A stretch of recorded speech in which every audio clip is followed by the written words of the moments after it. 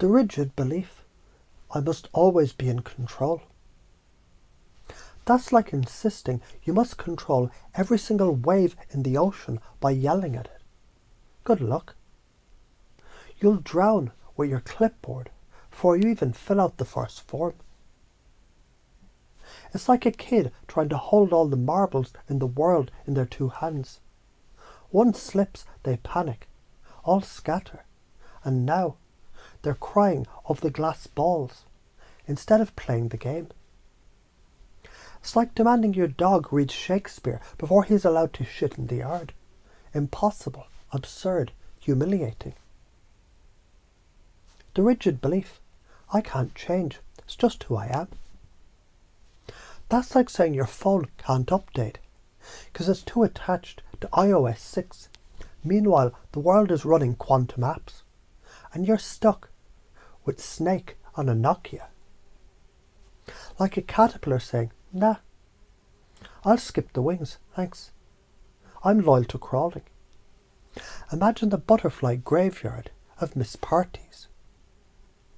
It's like insisting that, since you learned to use crayons as a kid, you're forbidden from ever holding a pen.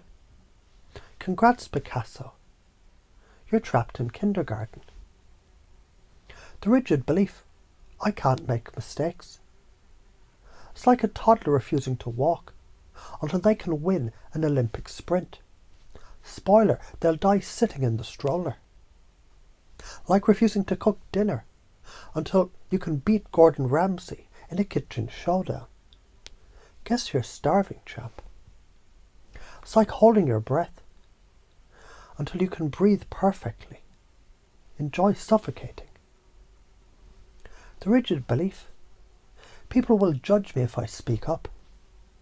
It's like refusing to sing in the shower because the shampoo bottle might roll its eyes. Like keeping your windows boarded up because the pigeons outside could be gossiping. Or refusing to dance at a party because the floorboards might have an opinion. See how this works? You throw so many ridiculous comparisons. Their old belief collapses under the sheer weight of absurdity. Their brain laughs but also panics. Wait, maybe this belief actually is that dumb. Crack, boom, new opening. You already do this when you tease your friends, pointing out how ridiculous they sound when they're being dramatic. You're doing analogy overload. When you say to yourself, damn, I'm overthinking this like a squirrel on meth, trying to plan taxes. That's analogy overload. Every meme, every sarcastic joke, every stand-up comedian roasting life's absurdities. It's this exact skill. You can do it in new ways. Notice someone's rigid belief. Instead of fighting it, explode it sideways with metaphors. Match the emotional weight of their belief. If it's heavy, go absurdly heavy.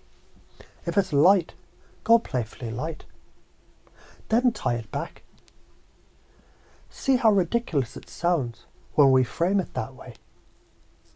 Now what if your belief is just as absurd? Why does this work? The brain hates contradiction. When you overload it with absurd metaphors, it can't hold the rigid structure intact. Laughter relaxes the nervous system. The amygdala chills out, defences drop, and suddenly they're open to suggestion. Confusion is the doorway. Erickson knew this. NLP models it. When the mind is confused, it searches for meaning. That's why you slide a new empowering belief. If you never break rigid beliefs, yours or others, you calcify, like an old man clutching his rotary phone, while the world FaceTimes on Mars. You stay small, suffocating by the prison walls you built yourself. You become that bitter bastard muttering, that's just how I am, while life keeps upgrading without you. If you master this, you become dangerous in the best way possible. You can melt stubbornness, dissolve fear, and bend rigidity into flexibility. Conversations become art, persuasion becomes play. If you ignore this, you'll keep butting heads with brick walls, wasting years arguing logic with people whose beliefs were never built on logic in the first place. And as you hear this, you may already notice that somewhere inside, you've been doing this all along. Like when you laugh at your own thoughts. When you catch yourself exaggerating just to prove how silly something is. That's your unconscious flexing, the exact skill that we're talking about. And what if now you begin to notice more opportunities where you can play with analogies, overload them until they crack, and slip in new meaning with ease. Imagine yourself in the future, looking back, realizing, damn, I used to get stuck, but now I don't argue, I reframe, I overload, I transform. Because every belief is like glass. Hit it straight on, it resists. But tap it from the right angle, analogy overload, and it shatters. And when the glass shatters, light gets in. And when light gets in, you see. And when you see, you're free. So here's the truth smack. Rigid beliefs, they're like constipation. If you don't break them, you stay backed up, full of shit, grumpy, bloated, stinking of stuckness.